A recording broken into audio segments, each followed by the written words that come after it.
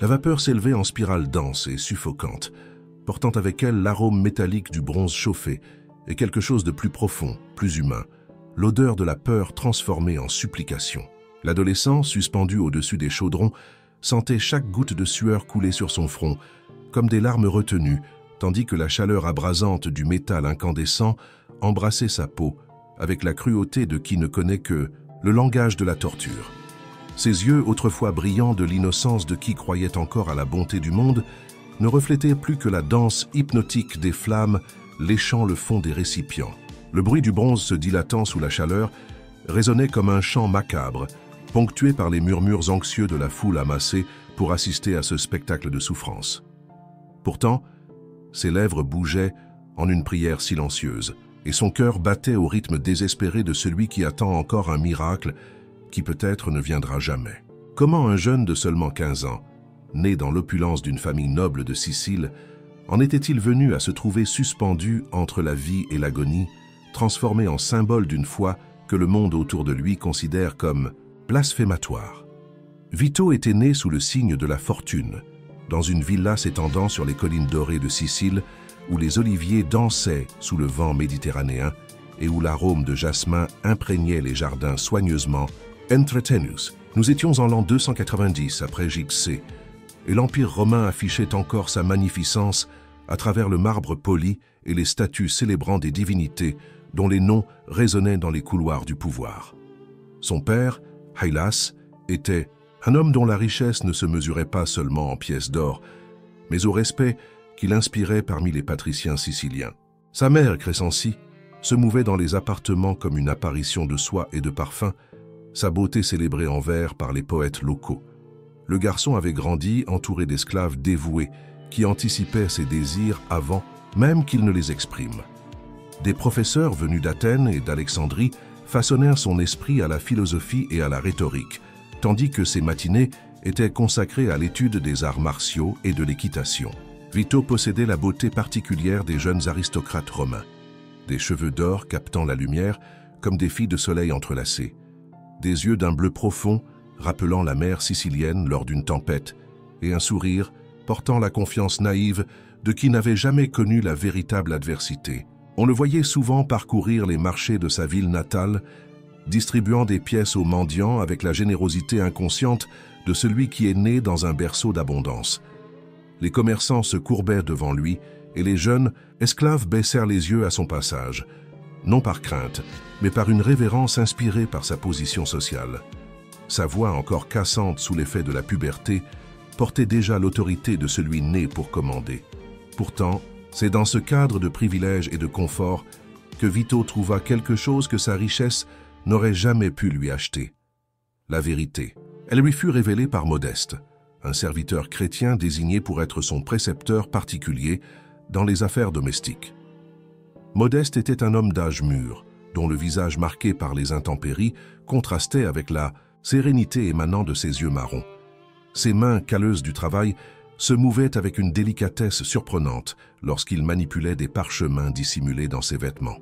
Par un après-midi particulièrement chaud, alors que le soleil sicilien transformait l'air en vagues de chaleur visible, Modeste s'approcha du jeune dans les jardins privés de la villa, où une fontaine de marbre murmurait son éternelle mélodie, et lui chuchota les premières paroles qui allaient changer à jamais le destin de l'aristocrate. « Mon jeune seigneur », souffla Modeste, la voix chargée d'une émotion que Vito n'avait jamais perçue, « il existe une vérité qui transcende toutes celles que tes maîtres t'ont enseignées. » Les mots qui suivirent furent comme des graines semées dans un sol fertile. Modeste parla d'un charpentier de Galilée qui avait changé l'eau en vin, multiplié les pains, ressuscité les morts et plus encore, offert sa vie en sacrifice pour l'humanité. Il parla d'amour inconditionnel, de pardon dépassant toute offense, d'un royaume qui n'était pas de ce monde, mais qui pouvait être vécu ici et maintenant, par ceux ouvrant leur cœur à la vérité. Vito écoutait chaque mot comme s'il l'entendait pour la première fois. L'or du soleil, filtrant à travers les feuilles d'olivier, semblait plus brillant, le chant des oiseaux plus mélodieux, le parfum des fleurs plus intense. C'était comme si un voile avait été ôté de ses yeux, révélant une réalité toujours présente, mais jamais réellement perçue. Même au milieu de tout cela, ta foi ne vacilla pas. Ces paroles, pensées résonneraient des années plus tard. Mais dès cet instant, assis auprès de la fontaine de marbre, pendant que Modeste lui dévoilait les mystères du christianisme, quelque chose de fondamental se transformait dans le cœur du jeune aristocrate.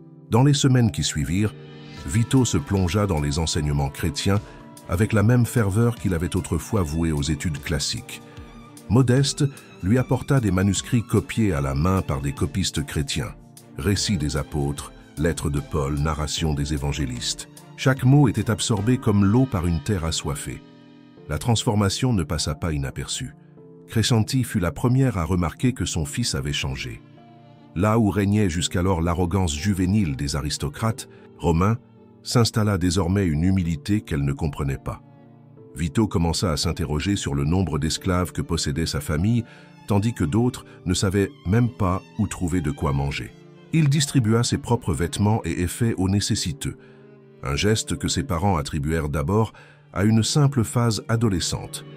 Mais lorsque Vito annonça qu'il désirait être baptisé dans les eaux cristallines d'une source naturelle jaillissant dans les montagnes proches de la villa, la réalité de la situation devint inévitable.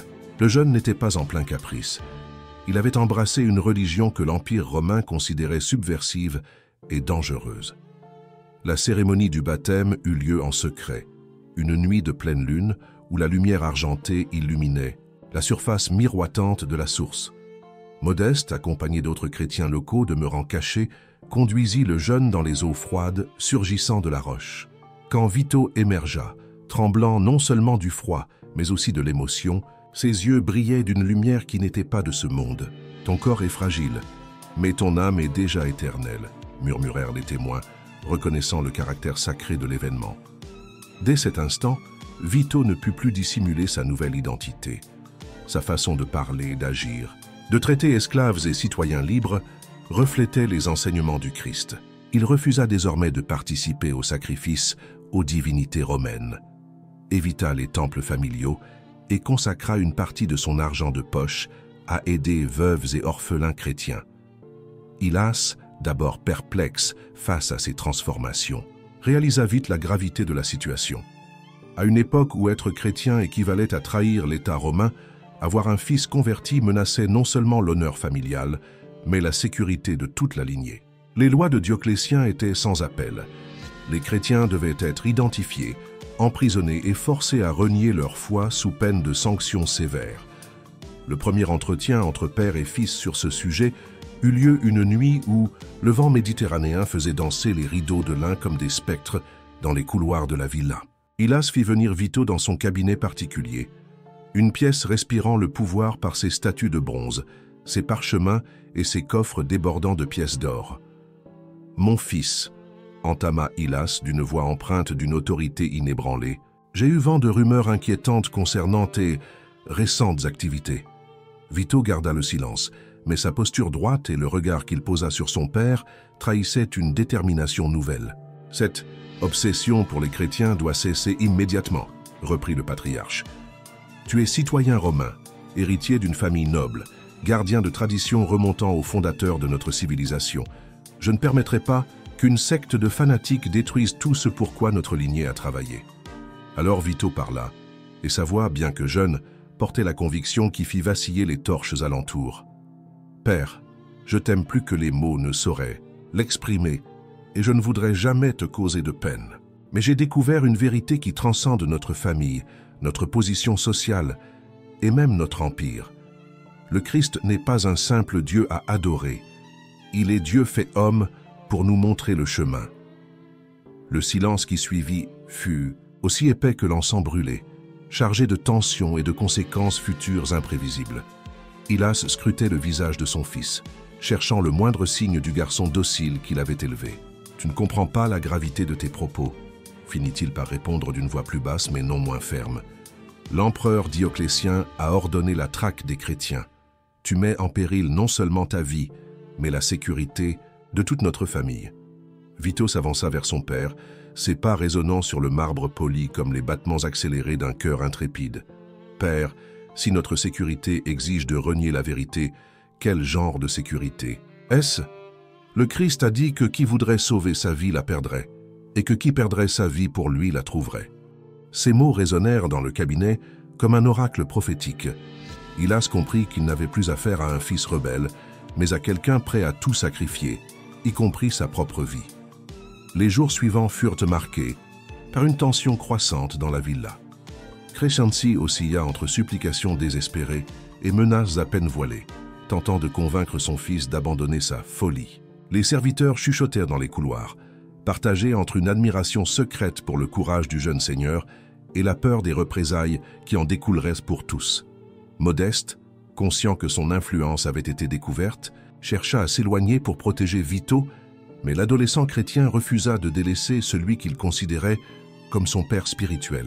Au contraire, il intensifia son œuvre d'évangélisation, rendant visite discrètement à d'autres jeunes aristocrates pour leur partager la vérité nouvelle.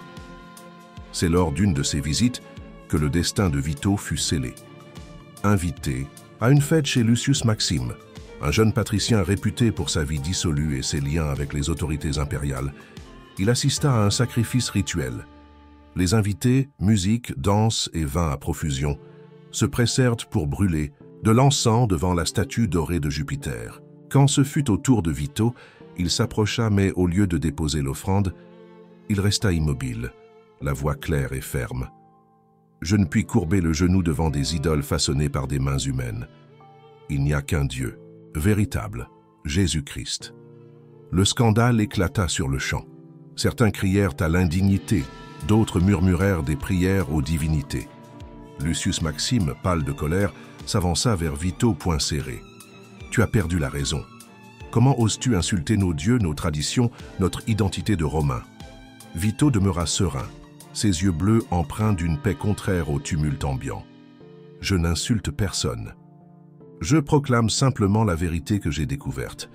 Jésus-Christ est le chemin, la vérité et la vie. » Ces mots, prononcés en pleine fête aristocratique, se répandirent dans la cité comme un incendie. À l'aube, les gardes impériaux marchèrent déjà vers la villa de Hylas, armure résonnant d'une mélodie sinistre annonciatrice de la fin de l'existence que Vito avait connue. L'arrestation eut lieu au petit déjeuner. Vito priait dans le jardin, agenouillé auprès de la fontaine de marbre où Modeste lui avait révélé le christianisme, quand le martèlement des bottes militaires sur la pierre signala l'arrivée de son destin. Crescenzi poussa un cri déchirant, tandis que Hylas, impassible, demeura une statue de marbre cachant une douleur indicible. Les soldats, menés par un centurion au visage balafré, approchèrent le jeune avec l'efficacité brutale de l'armée romaine. « Vito, fils d'Hylas, tu es arrêté pour crime contre l'État romain et blasphème envers nos dieux ancestraux. » Vito se redressa, vêtements encore humides de rosée, visage empreint d'une sérénité qui surprit même les vétérans. « Je suis prêt, » répondit-il simplement, tendant les poignets pour recevoir les chaînes. Ce geste, cette acceptation paisible de son sort, résonna comme un tonnerre muet à travers la villa, jusqu'aux oiseaux, qui cessèrent de chanter, semblant reconnaître la nature sacrée et terrible de l'événement. Le trajet vers la prison fut un cortège de larmes et de murmures. Les esclaves et domestiques se rangèrent le long du chemin, nombreux étaient ceux dont les larmes coulaient, sur des visages marqués par la dureté de la vie, témoins silencieux du départ du jeune maître qui avait traité chacun avec dignité et respect. Certains, chrétiens en secret, murmurèrent des prières, implorant la protection divine pour cet adolescent courageux choisi par le Christ. La prison romaine, bâtie en pierre humide et imprégnée de désespoir, étouffait les bruits du monde extérieur, laissant résonner uniquement les échos de la souffrance. Vito fut jeté dans une cellule individuelle, un cube obscur éclairé seulement par une petite ouverture au plafond, si haute qu'on n'apercevait qu'un carré de ciel bleu. Là, seul pour la première fois depuis sa conversion, Vito fit face à ses premières vraies épreuves. L'odeur de moisie et d'excréments assaillait ses narines, habituées au parfum délicat de la villa. Le froid de la pierre transperçait ses habits de lin, le faisant trembler physiquement et émotionnellement, lorsque la réalité de sa situation le frappa de plein fouet.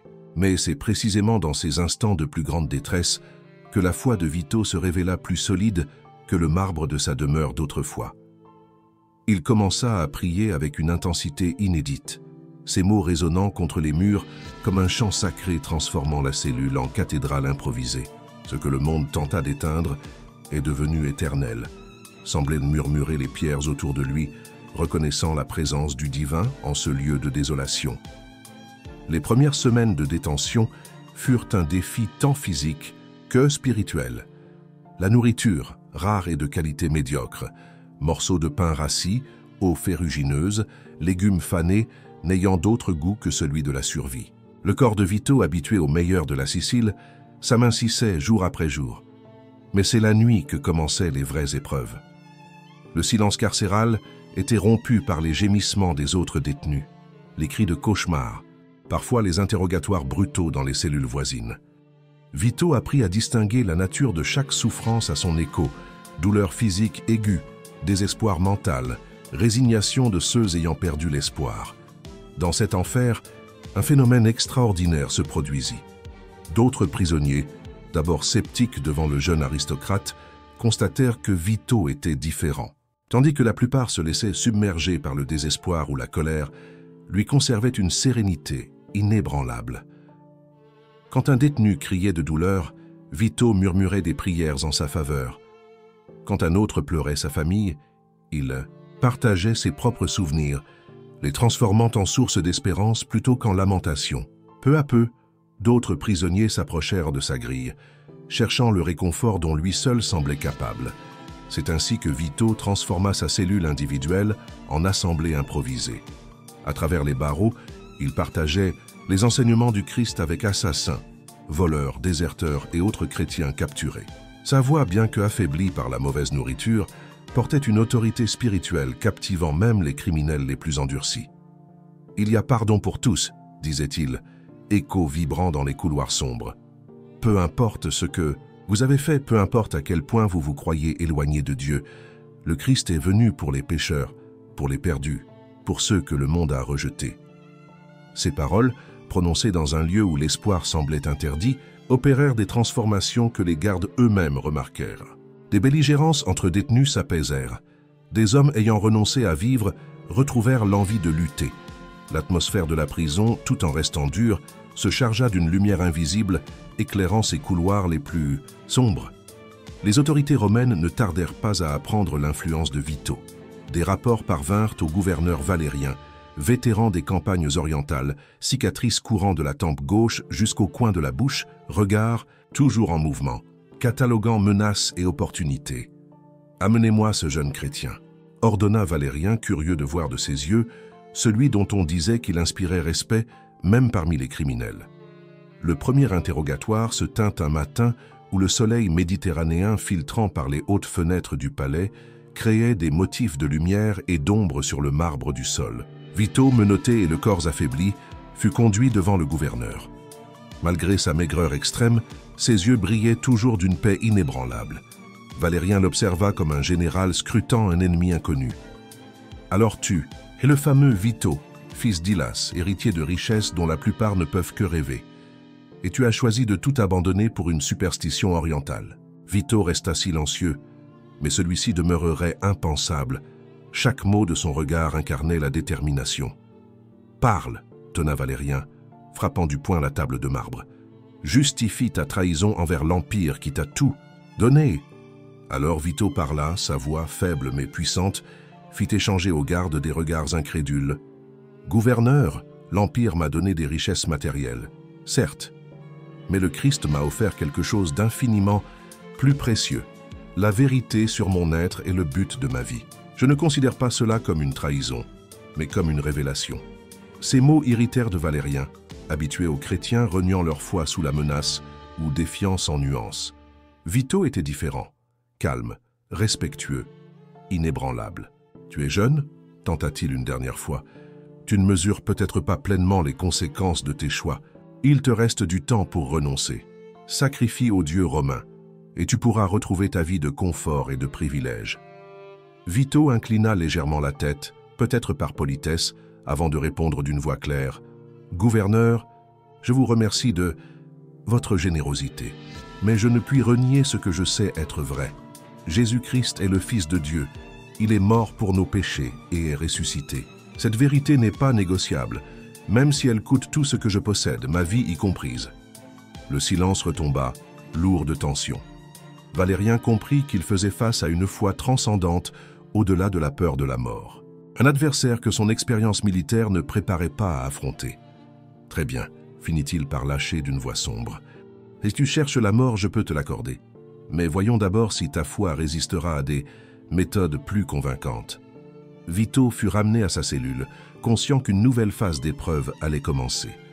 Les Romains, réputés pour leur efficacité brutale, allaient tester jusqu'au bout la détermination du jeune chrétien. Cette nuit-là, seul dans sa cellule, Vito connut des doutes plus intenses que jamais. Son corps, déjà amaigri, tremblait non seulement du froid, mais de l'anticipation de souffrances imminentes. Dès lors, des larmes coulèrent sur son visage, non pas de désespoir, mais d'humanité, consciente de l'ampleur de l'épreuve à venir. « Même dans l'épreuve, ta foi ne vacilla pas », résonnèrent ces mots dans son esprit, un refrain divin renforçant sa résolution au moment de plus grande faiblesse. La semaine suivante, les tortures commencèrent. Valérien, déterminé à briser le jeune chrétien, ordonna des séances prolongées de flagellation. Les coups de fouet lacérèrent son dos, laissant des cicatrices qu'il porterait toute sa vie. Pourtant, pendant ces supplices, un phénomène extraordinaire se révéla. Plus son corps souffrait, plus sa détermination spirituelle grandissait. Entre chaque cri de douleur, Vito murmurait des prières, non pour que la souffrance cesse, mais pour que sa foi demeure intacte. Les bourreaux, habitués aux hurlements de désespoir, étaient troublés par la sérénité du supplicié. « Ton corps est fragile, mais ton âme est déjà éternelle », murmurèrent les autres détenus, admiratifs, quand Vito retournait à sa cellule après chaque séance. Son exemple inspirait non seulement les chrétiens, mais certains gardes, qui murmuraient qu'ils se demandaient s'ils n'étaient pas du côté injuste de cette guerre spirituelle. Modeste, arrêté quelques semaines après Vito pour corruption, de mineur par ses enseignements, retrouva le jeune martyr en prison. Leur réunion fut émouvante, 2 générations de foi unies par la souffrance et la conviction sacrée. « Mon jeune Seigneur, » murmura Modeste à travers les barreaux, « tu as surpassé mes espérances les plus folles. Te voir rester ferme, c'est un miracle. » Vito sourit malgré les marques sur son visage.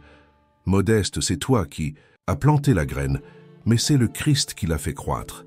Toute force vient de lui, non de moi. » Cette humilité, même dans l'extrême, impressionnait tous ceux qui rencontrèrent le jeune martyr.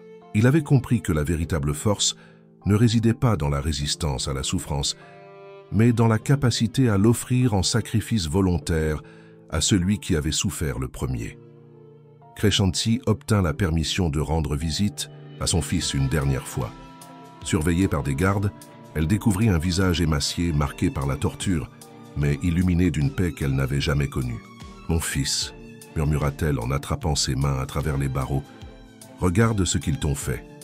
Renie cette folie pour moi, rentre à la maison, nous pourrons vivre encore ensemble. » Vito caressa les mains maternelles avec la même tendresse qu'enfant. « Mère chérie, je vous aime plus que tout, mais j'ai découvert un amour plus grand qui ne concurrence pas le nôtre, mais le complète et le purifie.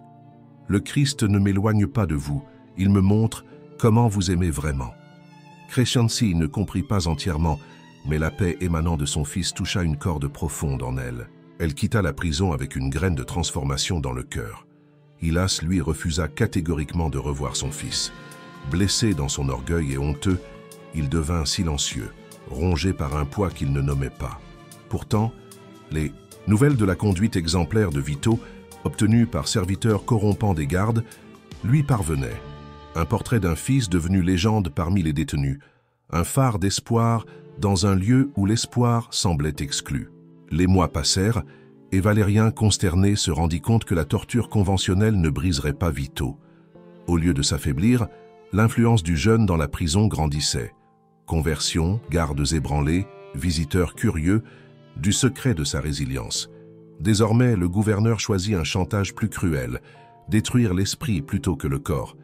Il fit venir Modeste et lui proposa un choix terrible. Renoncer publiquement à la foi et convaincre Vito d'en faire autant, ou voir le martyr subir des tortures encore plus atroces. Modeste, affaibli mais résolu, répondit d'une voix digne « Gouverneur, Vito m'a appris qu'il y a pire que souffrir pour le Christ. Le renier pour éviter la souffrance. Je ne vous trahirai ni mon sauveur, ni celui qui m'a transmis la vérité. » Ces mots scellèrent leur destin. Frustré, Valérien décida de recourir à des mesures extrêmes qui serviraient d'exemple à tout l'Empire. Le supplice final débuta un matin où le ciel sicilien était d'un bleu immaculé. Vito fut traîné dans une cour où des chaudrons de bronze poli, assez grands pour un homme adulte, reposaient sur des fournaises crachant des flammes orangées comme des démons en danse. Le crépitement sinistre promettait une douleur inhumaine.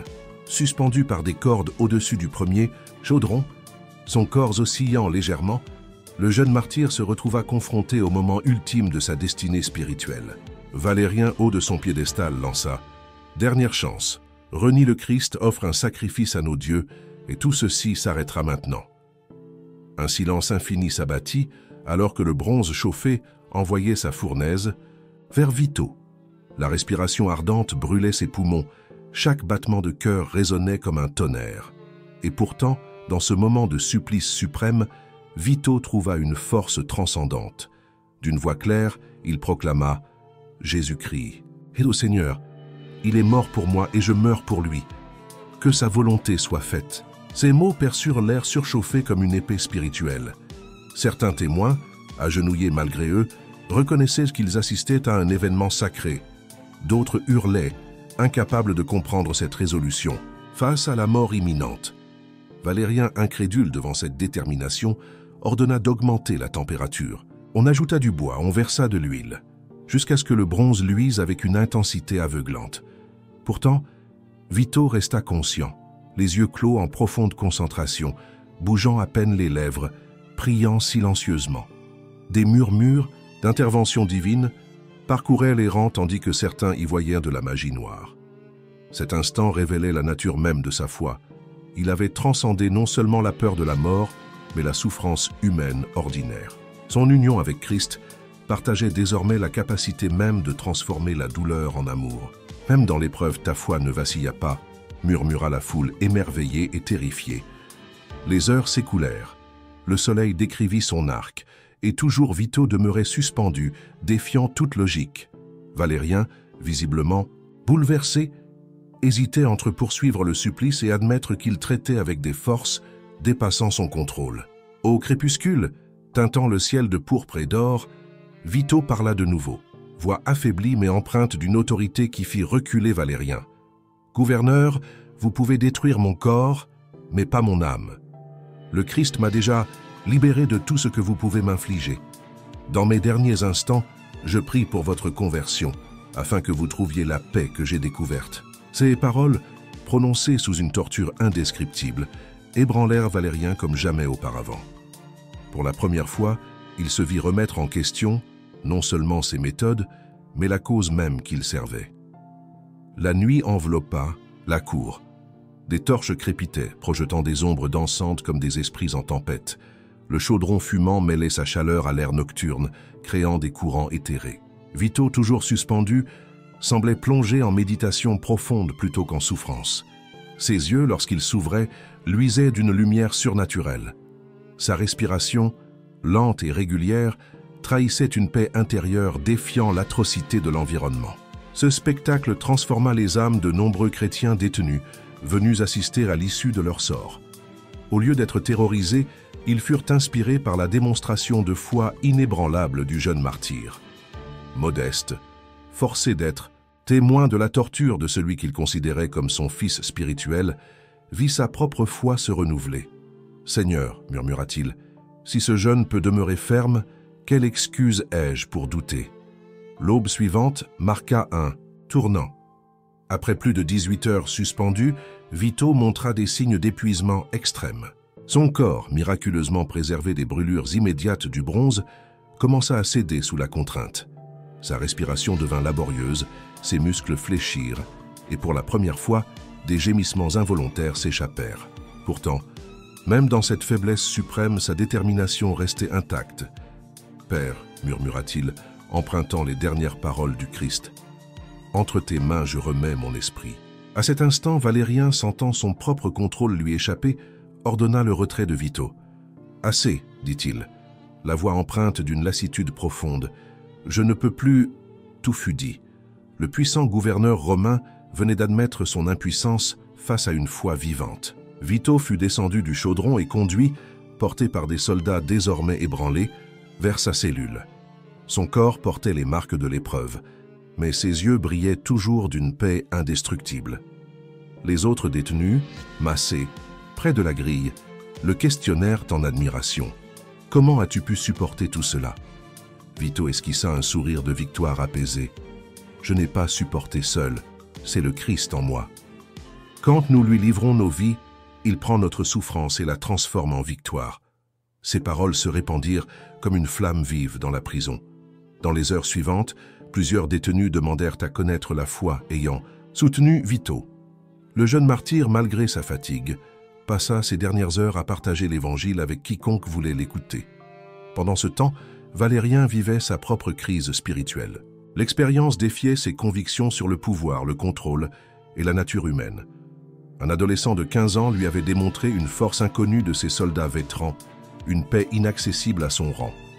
Cette nuit-là, seul, dans son palais, le gouverneur connut un sentiment qu'il n'avait plus éprouvé depuis des décennies. La peur, non la crainte d'ennemis visibles, mais celle d'être dans l'erreur d'une guerre spirituelle aux conséquences éternelles. Le lendemain, au petit matin, Vito succomba aux effets cumulatifs de mois de captivité, de torture et de l'épreuve des chaudrons. Sa mort fut attendue, mais non marquée par l'agonie ou le désespoir. Les témoins rapportèrent qu'il passa ses dernières heures en prière, oscillant entre demande de pardon pour ses persécuteurs et gratitude d'avoir été jugé digne de souffrir pour le Christ. Quand il expira, son visage refléta une sérénité transformant la cellule en chapelle improvisée. La nouvelle de la mort de Vito se propagea rapidement en ville. Contrairement aux attentes des autorités, beaucoup s'interrogèrent sur le martyre d'un possible saint. Crescenti, apprenant le décès, ressentit une douleur inimaginable mêlée à une fierté profonde. Son fils était mort pour ce en quoi il croyait, avec un courage lui semblant irréalisable. Hylas reçut la nouvelle en silence, mais ceux qui le connaissaient remarquèrent un changement radical. L'arrogance avait fait place à un homme alourdi d'une vision du monde oblitérée. Modeste survécut quelques semaines de plus, succombant non tant aux tortures physiques qu'à la tristesse profonde d'avoir perdu celui qu'il considérait comme sa plus grande œuvre spirituelle. Ses derniers mots furent une prière de gratitude d'avoir servi de semence à la foi éclatante du jeune martyr. Quant à Valérien, il ne fut plus jamais le même. S'il conserva son poste, ses proches remarquèrent qu'il avait perdu l'ardeur à persécuter les chrétiens. Certains murmurèrent qu'il avait été maudit par Vito, d'autres suggérèrent une vérité plus bouleversante. Il avait été touché par la grâce. Des années plus tard, étendu sur son lit de mort, Valérien fit appeler un prêtre chrétien, un fait qui stupéfia tous ceux qui le connaissaient. Ses dernières paroles furent une demande de pardon envers les chrétiens qui l'avaient torturé, et la confession qu'il n'avait jamais pu oublier le jeune Sicilien mort en priant pour sa conversion. Le corps de Vito fut clandestinement emporté par les chrétiens locaux et enterré dans une catacombe à l'écart de la ville. Son tombeau devint rapidement un lieu de pèlerinage où des miracles furent régulièrement rapportés. Des fidèles s'y affluaient de tout l'Empire pour prier auprès du jeune martyr, cherchant la force spirituelle dont il avait fait preuve. La renommée de Vito dépassa bientôt les frontières de Sicile. Son histoire traversa les siècles, enrichie de nouveaux détails sur sa foi et sa résistance extraordinaire. Il devint le symbole vivant que la vraie force ne réside pas dans le pouvoir politique ou militaire, mais dans la conviction spirituelle absolue. Des siècles plus tard, quand le christianisme devint religion officielle de l'Empire romain, Saint Vito fut canonisé.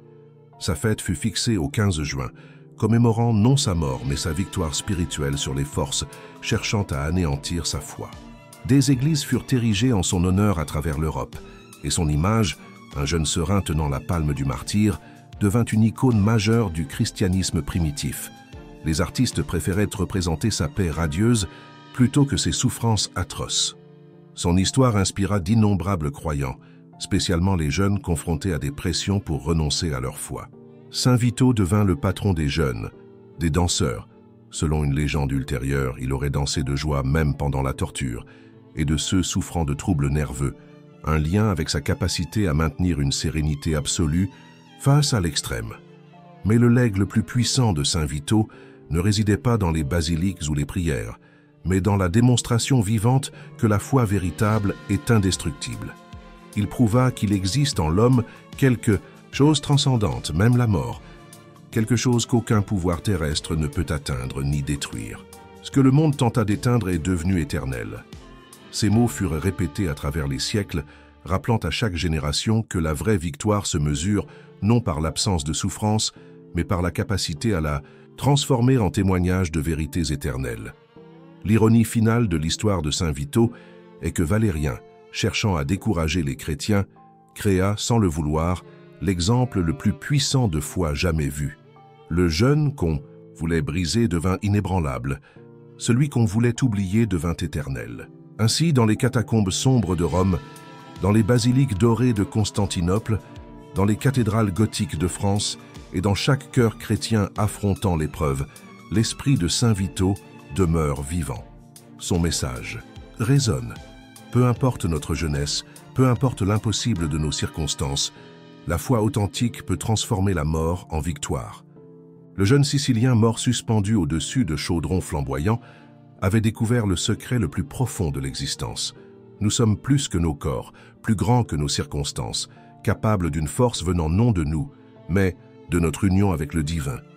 Dans sa mort, il trouva la vie éternelle. Dans sa défaite apparente, il remporta la victoire définitive.